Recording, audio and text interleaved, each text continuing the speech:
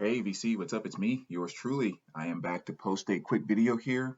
This is going to be my entry into Chris Propfe, his 413 subscribers contest. I just saw him put up a video, I guess it's like a day or two ago. It hasn't been up too long, so make sure you go over there and check it out if you haven't seen it yet. But he decided to do a contest for 413 subs, and I wanted to definitely make sure I jumped on board. Definitely happy to be one of your subs, man. Love your channel. And I really think kind of the main reason is because I like a lot of the subject matters that you bring up in your videos. They just really kind of seem to to connect with those. And I think that's just kind of one of the great things, kind of in general about the VC, but just in you know just not too many years ago before we really had YouTube and all that type of stuff, used to wander around kind of feeling like you're the only freak, that's into all this music and collecting and stuff like that. And then YouTube comes around, the VC comes around, and you start to realize, oh, I'm not the only freak out there. There's actually some other people that get me, and you seem to be one of those freaks that kind of get me. So that's awesome. A lot of freaks in the VC that get each other, which is really awesome. But yeah, man, just wanted to do a quick response to your channel, to your contest slash channel, and jump on board. So let's just hop right into it. Uh, four favorite albums and why? Well, I kind of narrowed it down to a subject matter. Otherwise, I would never have gotten to four albums. It just wouldn't have happened. So what I decided to do was pick four of, and the why for these are they're some of the most musical albums that I just absolutely love because of the musical nature, if that makes sense, of the albums. I think there's a big difference between liking a band and a band being what you might consider to be musical. Because Godsmack is my favorite band. I can never get tired of listening to them. Seen them in concert like 14 times. Looking forward to seeing them 14 more times. Love them to death. Awake is probably my favorite album. Would I ever hand Awake to someone and say this is a musical album? No, it's not. It's groove oriented. It's a punchy, groovy album, but it's not musical. Okay, so big difference in that. But anyway, let me not start making a different video. So these are four of my favorite albums based on how musical they are. That's the why of picking these. So the first one is going to be the one and only the War on Drugs, A Deeper Understanding. Talk about an album that restored my faith, if you will, that there are some modern day artists that will still go back and make great music. And when I say great music, what I'm kind of defining that as is bringing a lot of elements of bands and artists that we consider to be classic, legendary artists, bringing those elements into what they're doing right now. So I'll never forget the first time I heard this, and I still think about it today whenever I listen to this, which I was just listening to this when I was on my way to the record shop just a couple days ago. But I remember putting this on, and you're listening to it, and you go, that sounds like Bob Dylan. But then it's like, okay, that sounds like a Bruce Springsteen song.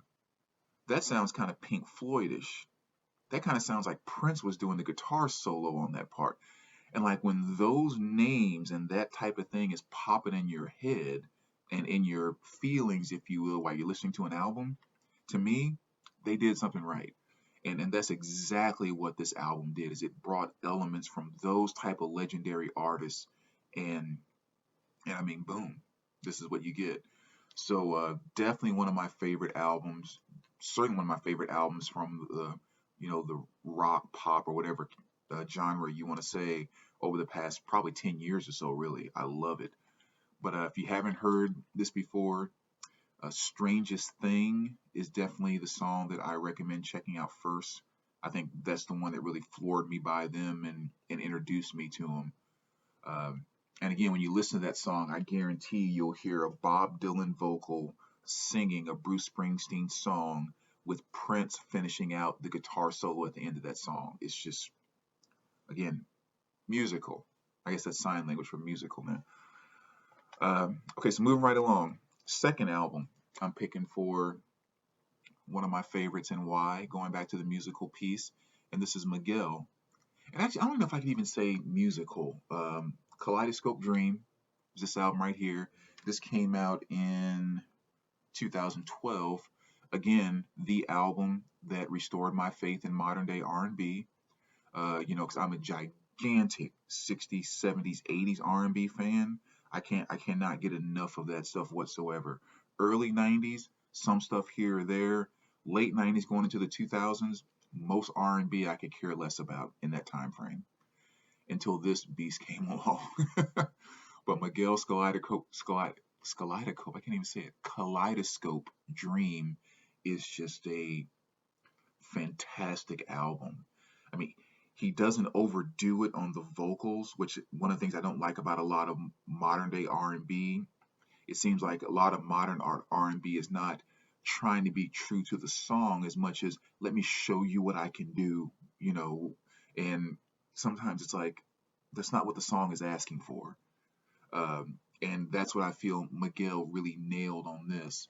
Not to mention, he's going back to pulling some of the 80s type of beats and rhythms and stuff like that, which of course is going to connect with me more. But yeah, this album just came out of nowhere, and I freaking love it. So songs like Adorn, Use Me, Do You, Kaleidoscope Dream, The Thrill. Just all kind of great songs. But if you're gonna check out two songs off of this, I'm probably gonna go with uh, Adorn is probably the the easiest one for most people to digest. I think people will maybe catch on to that one easier. But I think really the best two songs on here are Use Me and The Thrill. I think are probably the best two tracks on this album. So again, another album just kind of restored my faith. Maybe that's what I should have put as the topic here was restoring my faith. But again, talking about musical, need I say more? And for those of you that know Jason Isbell, I don't. Southeastern, again, talk about someone that just gets back to beautiful songwriting. And on top of the beautiful songs, the lyrics. I mean, his ability to write lyrics that just my heart's not over here. It's over here. Um, that just tap right into you. Oh, freaking amazing on this album. And for whatever reason, like over the last year or so, I've just really been diving deeper into his catalog. Just didn't really know about him that much before, quite frankly. Oh, sorry, keep bumping the table. But yeah, fantastic. And only two, not say only two songs, but the two songs you definitely need to check out off of here is Elephant and Relatively Easy. And I mean, both of those songs, man, if you're not moved on some level by one of those songs, you definitely need to kind of go in and have your doctor check you out because that album is talk about musical. And last but not least, probably didn't see this one coming, but it's Mr. Hall of Fame, Enya, A Day Without Rain. Love this album, definitely my favorite album by her.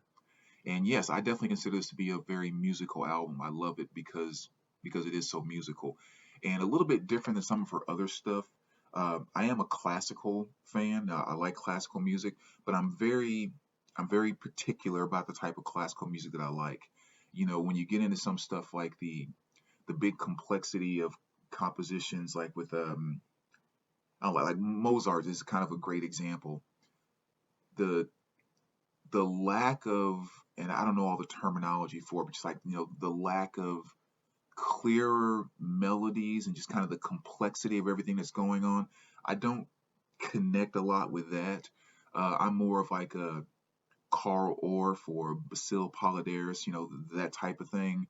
Like sometimes the kind of stuff you may hear in battle scenes of movies with knights and everything going to like that type of big, powerful, but oftentimes rhythmic type of orchestras. I love that stuff. So that's why, like I said, Orff and a few people like that, I definitely love. Or the complete opposite side, the very kind of soft, stringy nature of a composer like Albanani or something like that. He's probably one of my favorites in that regard. And again, I describe that as you're watching the same movie and they're having dinner in the castle, and there's no action or fighting going on, but there's just like a little, 8 or 9 piece in the background, just kind of playing some music while they're having dinner. Very bright, soft strings and that type of thing. That's kind of, in my opinion, kind of Albanani style. So anyway, saying all of that because this album brings that latter style I was describing kind of into, I guess you can say pop music, if you will, Celtic pop, whatever. But it kind of brings that classical piece into more of a mainstream place with this album right here. And it's because of that same light string type of nature that I love in classical music is what makes this a very, very awesome musical album to me. Now, everyone, when you talk about the song Only Time or you play it, everyone will say they've heard it before, whether they completely despise it and hate it to death or they love it. Everyone's heard of that song. And it's a okay song, but by far not the best song on this album. When you start getting into stuff like Floor's Secret and Silver Inches, Lazy Days, I mean, that's again, that's where you really start to hear those classical influences, like with Albany that I mentioned a moment ago. So musically, that is a wonderful album. I don't care what anybody says. Love it. So that may be an odd mix of four essentials, but let's or four favorite albums. Moving right along, one album that you bought on a whim. I think this will be a good one for that. This is a Decemberist. Oh, what a terrible world, what a beautiful world. One thing I definitely have a habit in doing, and it's kind of how I experiment a lot with music, is you go into a store and you see something that's marked down from $20 down to $5 or whatever. It's an automatic buy. Now, not being marked from $20 down to 15, and no, I'm talking about being marked from like $24.99, and all of a sudden it's $4.99. I buy those every single time I see them. Because number one, I'm going to experience something new. And number two, if I don't like it, I'm pretty sure I can take it and sell it online for more than I paid for it, which funds the next purchase. And this is one of the ones I did that with. I think I was in a half price books and this was marked down to like $4.99 or something like that. And I was like, oh, like The Crane's Wife. I like that album, so let me go ahead and try this one. And threw it on, listened to it from front to back, and was like, wow, I really like that album. Even more so, the beginning song, has become my absolute favorite song by the Decemberists. I mean, it's just an awesome freaking song. I remember like a year or two ago, I was driving. I went to get something to eat with my friend Liz, and we were driving, going back to drop her off, and that song came on, and the part towards the end kicked in, and she was like, "Wow, that is nice." And I was like, "Yeah, I know. It's a pretty freaking awesome song." And I mean, I guess that's kind of significant because we like some of the same stuff, but also our styles are kind of different. So we don't listen to a ton of the exact same things. So for her to say that with something I'm playing in my car at any time is kind of meaningful. um, but yeah, fantastic album. It was a great buy on a whim, and it's not a bad $5 pickup. All right. And again, if you haven't heard the album before, a beginning song obviously is the song I recommend to check out. All right, so the last question, three albums that are essential to different genres.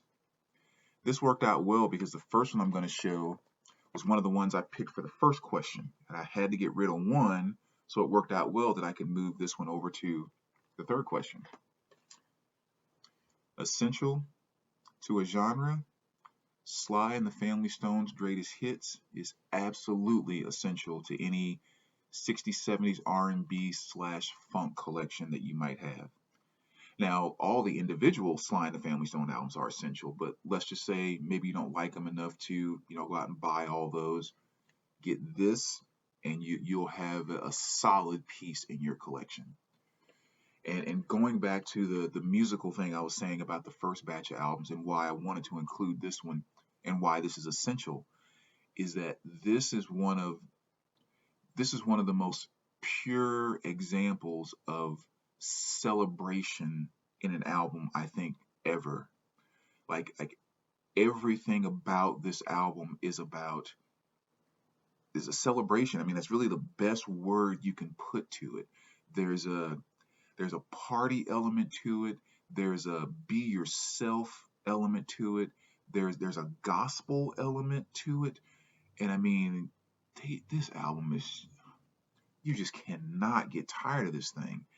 Uh, Songs like I Want to Take You Higher, um, Everybody is a Star, Dance to the Music, Everyday People, Stand, Life, Fun, You Can Make It If You Try, Hot Fun in the Summer, Sing a Simple Song, Thank You for Letting Me Be Myself. I mean, just even reading through that now, the titles alone are a note of celebration and togetherness, you know? So, absolute must have. Oh my gosh. Must have that in any funk or R&B collection right there. Moving right along. Second one I'm going to pick. One area that I think also doesn't get a lot of love in the VC. We've been saying that a lot about hip hop lately. That it's not a ton of hip hop that's shown all the time. And I think another area is 80s R&B. I'm going to be doing a couple of videos in the near future here, kind of tailing off of the last couple of hip hop videos I've done. But one of those fantastic R&B albums from the 80s, which I think is kind of an essential, is Bobby Womack, and this is So Many Rivers. Again, I mean, Bobby is a legend. He has tons of fantastic stuff going back into the 70s and all of that. He's always been one that's been very musical. He can do his deep in your face R&B type of stuff, ballads. He'll also go into very upbeat dance type of things, such as Looking for Love. He'll also branch out and do covers of things like California Dreamin'. I mean, he just does what sounds good to him. And in the 80s, he was still making some killer stuff, and this album is proof. Songs like I Wish He Didn't Trust Me So Much was probably the biggest hit off of this one. I had a cool video for it. It definitely got a lot of nice play. Just kind of a song about how he wishes his friend wouldn't let his wife be around him so much because he can't resist himself around her. So he keeps talking about, well, I wish he didn't trust me so much. And then, but again, I think my ultimate jam on this album is definitely That's Where It's At. I mean, you talk about going back to just some old school. And again, this is 85, but That's Where It's At is like taking you back to old school Sam Cooke, Otis Redding type of R&B, and his voice is just magical. So if you have not heard that song off of this album, That's Where It's At, make sure you check that out. Definitely an essential in the 80s R&B. And last but not least, from an essential standpoint, kind of talking about the grunge and hard alternative category, which to me, I keep those together because I feel like grunge and hard alternative is kind of like, hard alternative to me is more the mainstream elements of grunge is what I consider hard alternative. So anyway, I won't get too deep into that. So when it comes to that genre, this is an essential album. Hence why it's called Core. Stone Temple Pilots. I don't care what anybody says. Some people obviously love the band because they were huge. Some people hated them. Some people hated them at first because they're like, you sound like Pearl Jam, and that kind of Pearl Jam was not doing anything like this, and vice versa. I don't think they were doing anything like Pearl Jam. I think it's really as close as people might think they are. Two completely different beasts to me. But this album right here, I mean, if you talk about, give me your top 5, top 10 of just hardest punching, thick, in your face, just gut punching albums, it does not get much heavier than this album.